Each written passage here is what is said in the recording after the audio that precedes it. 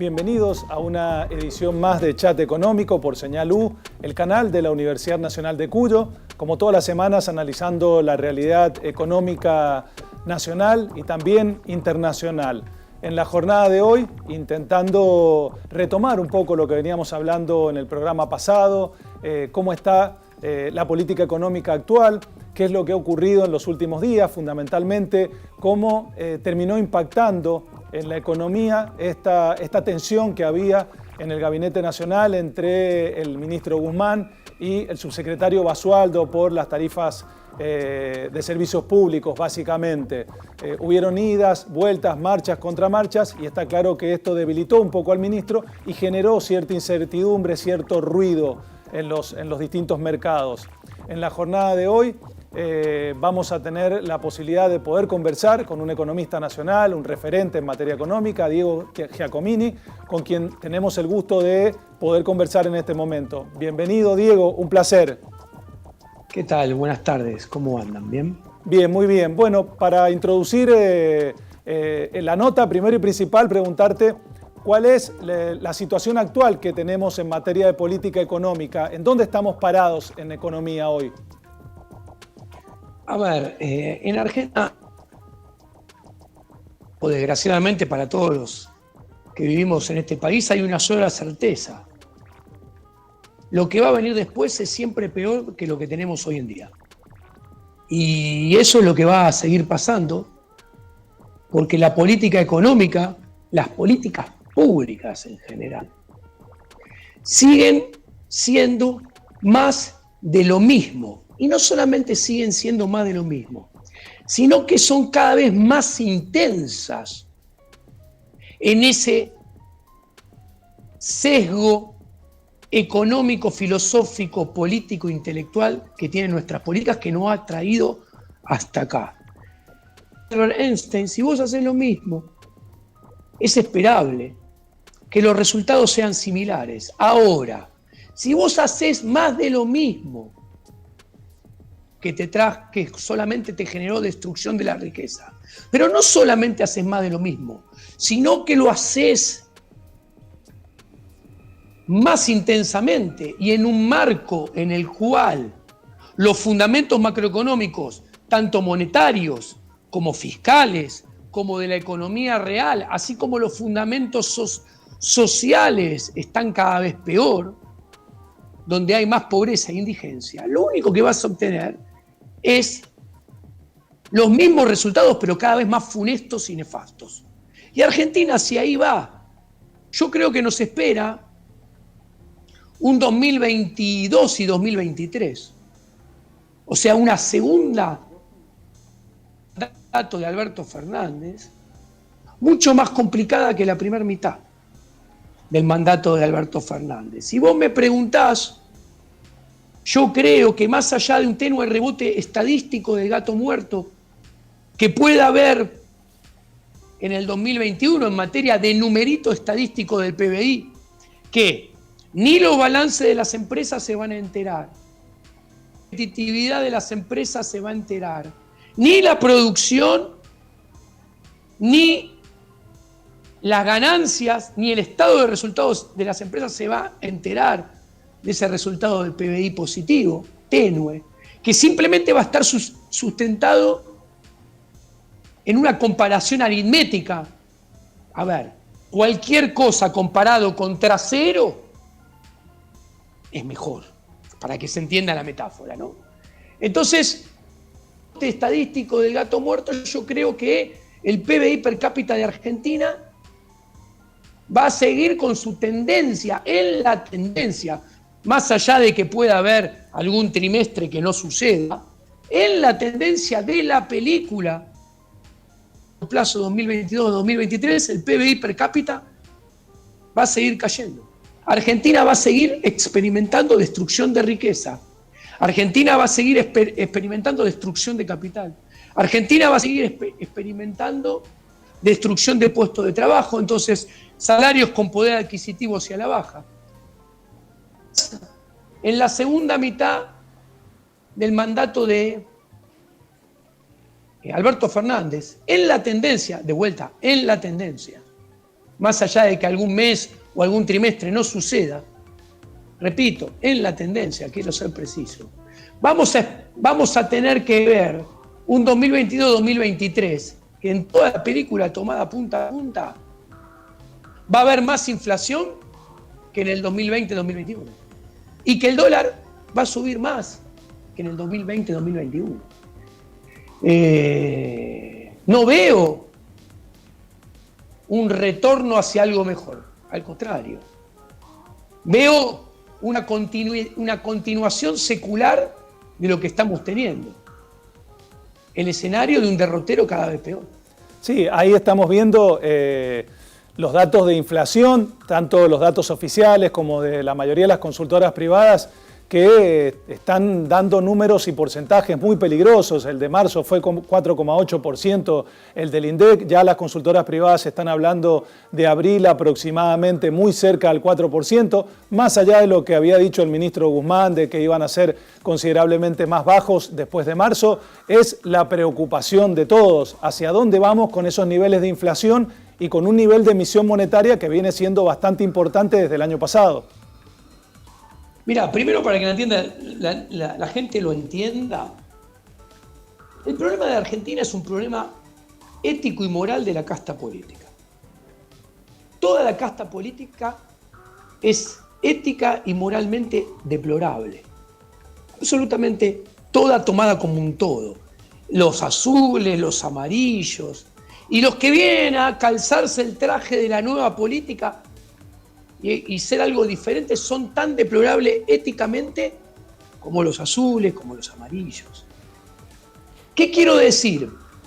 A ver, el presupuesto 2021 lo aprobó el Congreso de la Nación, donde hay amarillos, donde hay azules y todos levantaron la manito y aprobaron un presupuesto con 29% de inflación.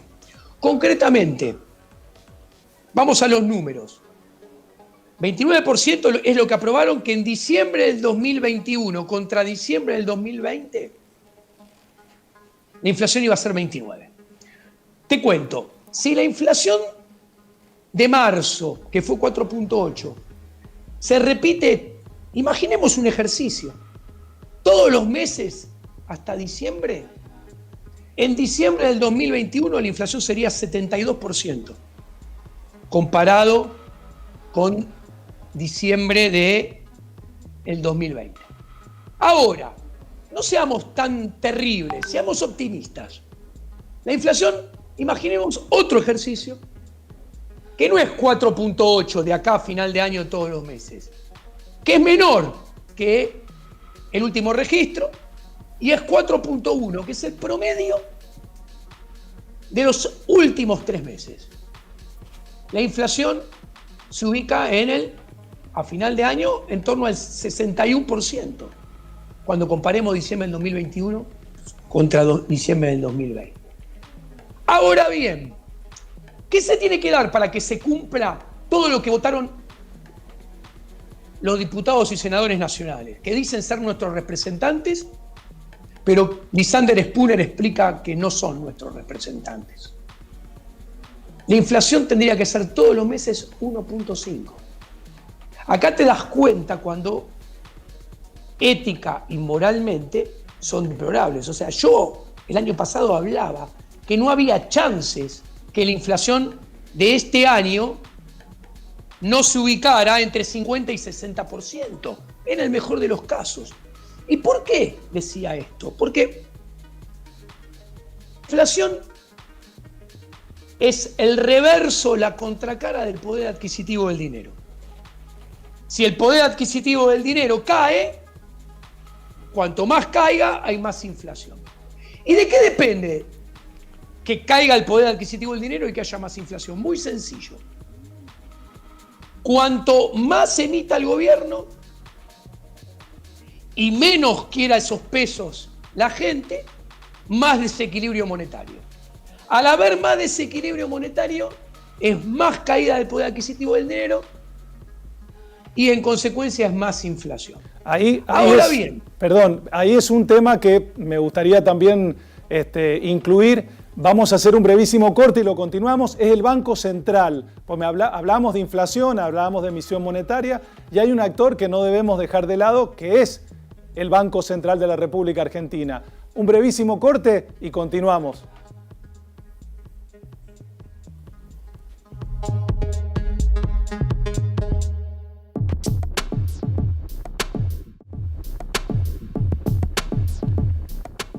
Inflación, emisión monetaria, y una pregunta que había quedado pendiente es ¿cuál es el rol del Banco Central en todo esto? Porque el Banco Central viene haciendo un juego bastante importante, yo diría desde el año pasado, en lo que tiene que ver con el mercado cambiario, en lo que tiene que ver con el nivel de emisión monetaria, en lo que tiene que ver con algunas alternativas para esterilizar pesos de la economía. ¿Cómo lo ves al Banco Central ahí jugando? Bueno, vayamos. El Banco Central obviamente tiene el monopolio de la de base monetaria y a su vez tiene el monopolio de la regulación de la creación secundaria del dinero, que es el dinero. El año pasado, 2020, y esto es muy importante, números redondos para que se entienda, el Banco Central emitió 2.5 billones de pesos financiar el déficit fiscal del Tesoro. ¿Y por qué es muy importante? De esos 2.5 billones, 2.2 se tradujeron en aumento de base monetaria. El otro 1.3, o sea, un poquito más de la mitad, fue absorbido con LELIQ y PASES, que es deuda del Banco Central, que a su vez genera más emisión monetaria a futuro porque hay que pagar los intereses que a futuro se pagarían con más emisión monetaria. Pero dicho esto, ¿por qué es muy importante? Porque lo que emitió todavía no hizo efecto. El aumento de la aceleración de la inflación que estamos viendo hoy en día no es producto de lo que emitió a lo largo de todo el año. Es producto solamente de lo que emitió a final de su gobierno y solamente lo que emitió Alberto Fernández muy al principio de su gobierno. ¿Por qué? Porque la emisión monetaria del Banco Central no es como el botón de la luz, que yo prendo el botón de la luz y la luz se enciende o se apaga al instante. El dinero, cuando yo lo emito, entra por una ventana y va haciendo su trabajo en la medida que el dinero va pasando de mano en mano, de empresa a empresa, de trabajadora, proveedor a proveedor. ¿Qué quiero decir? Que los precios no reaccionan instantáneamente. Yo emito y los precios reaccionan mucho tiempo después, porque tiene que terminar de impactar a lo largo y a lo ancho de todos los agentes económicos, a lo largo y a lo ancho de toda la economía. Y esto puede tardar alrededor de tal vez en hacer todo su trabajo, más allá de las pruebas estadísticas que se puedan hacer, que particularmente no las defiendo a rajatabla, pueden tardar entre 9, 12, 18 meses. Entonces, ¿qué quiero decir? Que lo que emitió el Banco Central a lo largo de todo el año pasado va a ser impacto recién en la última parte de este año y tal vez en la primera del próximo. Y encima, ¿cómo? Este año se va a seguir emitiendo. Y no se va a emitir poco, se va a emitir mucho. Eso va a comprometer, en definitiva, no solamente el 2022 el principio, sino también todo el 2022 y aunque una parte del 2023. O sea, ya vas a tener un desequilibrio creciente que va a ser primero más devaluación de dólar paralelo, después más brecha y después más dólar oficial por problemas de oferta. Ahora, ¿qué pasa del lado de la demanda? Nosotros, ¿por qué demandamos dinero?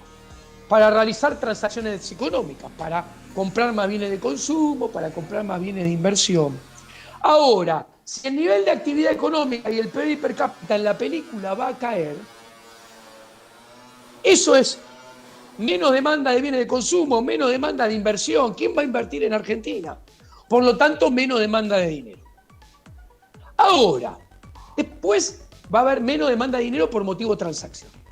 Ahora está la otra componente de demanda de dinero, que es, como explica la escuela austríaca, la demanda de dinero por retención de dinero, la demanda post-ingreso, que es la demanda por motivo ahorro. Ahora, si todo el mundo ve que la inflación se acelera, si todo el mundo espera que la inflación siga en alza y que no vaya a bajar, y al mismo tiempo yo miro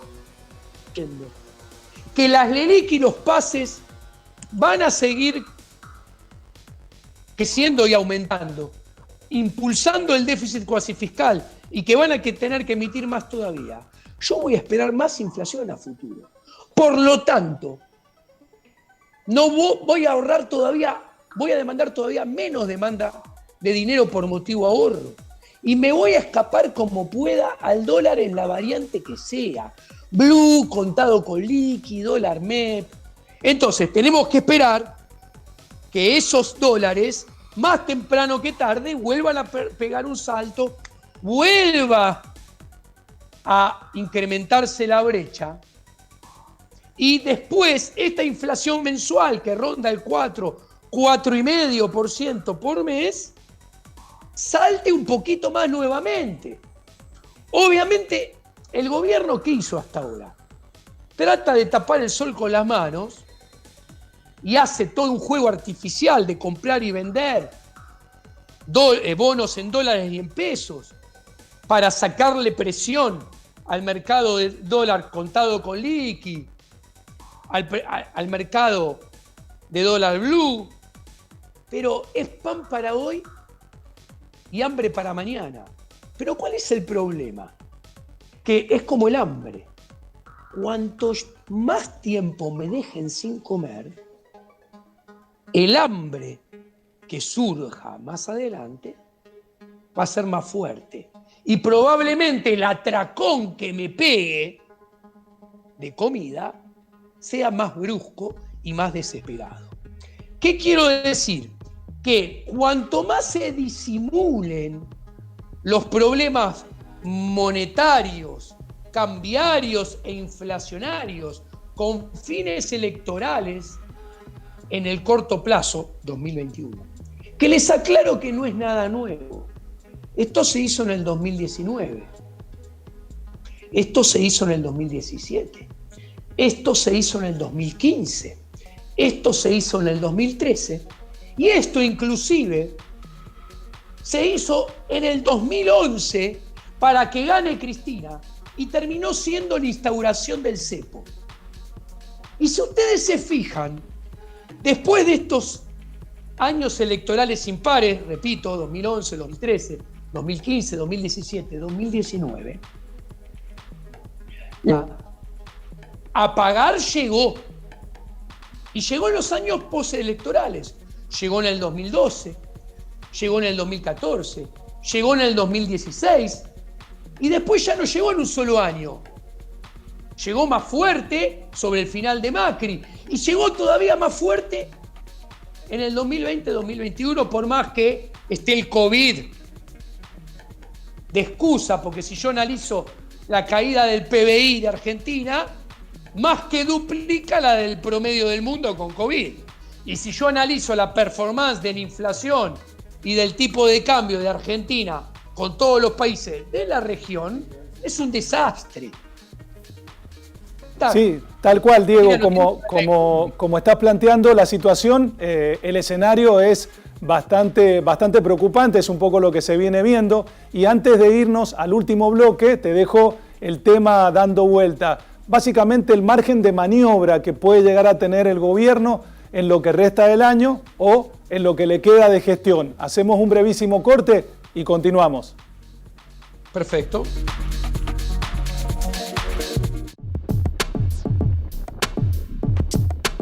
Hablando de la política económica, del rol del Banco Central, del manejo que viene teniendo el Banco Central en la política económica argentina, había quedado un poco pendiente, y esto es lo que le quería consultar a Diego, el margen de maniobra en política económica que tiene el gobierno. Sabemos que va por más controles, va por más restricciones, va por más cepos, pero ¿tiene algún margen de maniobra de pegar un volantazo, por así decirlo?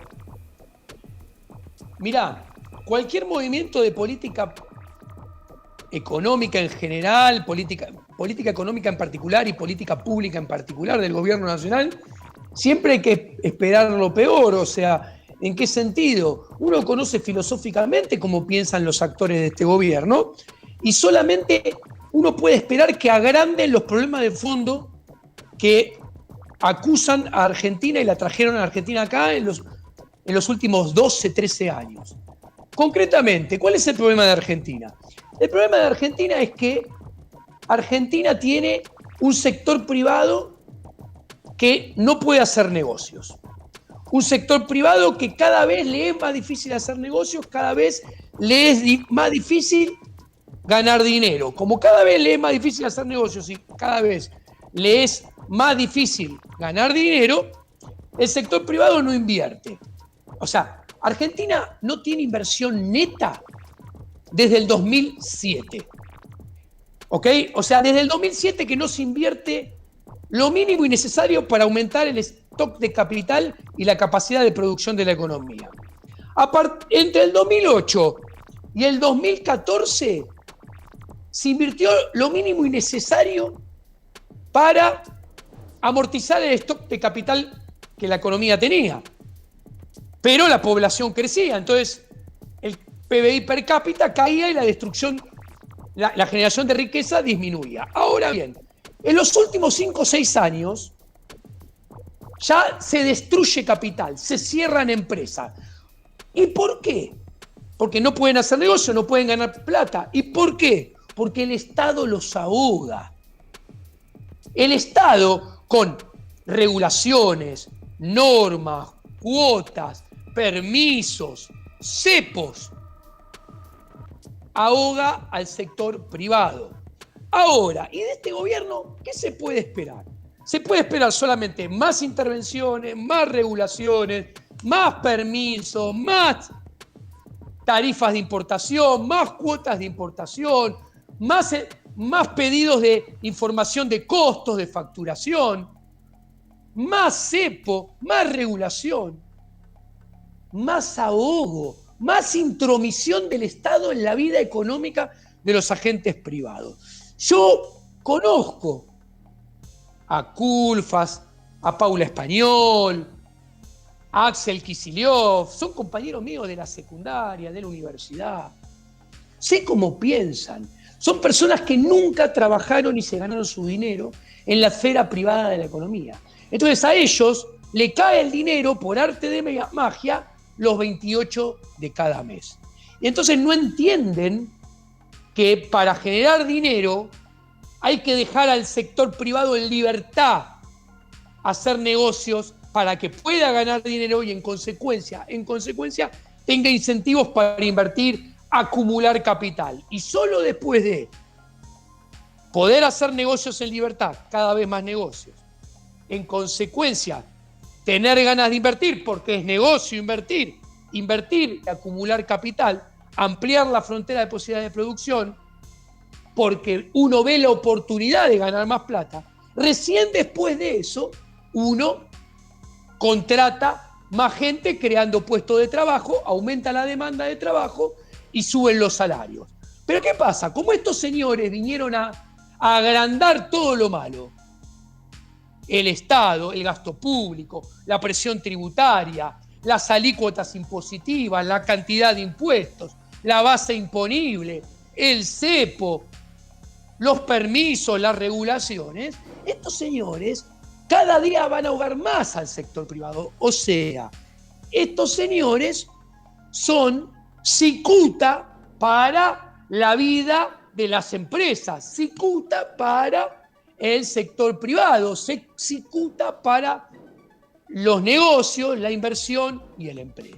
En consecuencia, hay que esperar que el sector privado cada vez enfrente un peor escenario, mayores dificultades, menores rentabilidades y que tenga que hacer cada vez más magia y malabares para subsistir.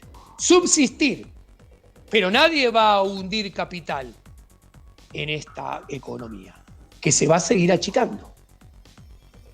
Seguramente.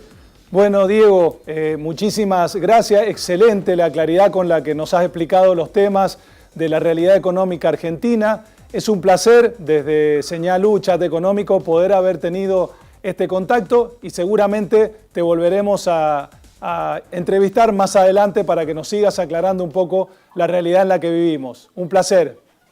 Un placer, muchas gracias por todo. Un abrazo grande a Mendoza. Gracias. Hablábamos con Diego Giacomini, economista, escritor, reconocido a nivel nacional, de cuál era la realidad económica que tiene la Argentina por estos tiempos. De dónde venimos, hacía mucho hincapié en que la política económica se viene repitiendo en los últimos años, hacia dónde vamos, y también mostró cuál era el panorama. Eso es fundamental. ¿Cuáles son las perspectivas que tenemos en los próximos meses? ¿Para qué? Para que los agentes económicos sepan hacia dónde vamos y tengan la claridad que tienen la mayoría de los economistas con los que tratamos de hablar todas las semanas. Esto ha sido todo por hoy, una nueva edición de Chat Económico por Señal U, el canal de la Universidad Nacional de Cuyo. Será hasta la semana que viene.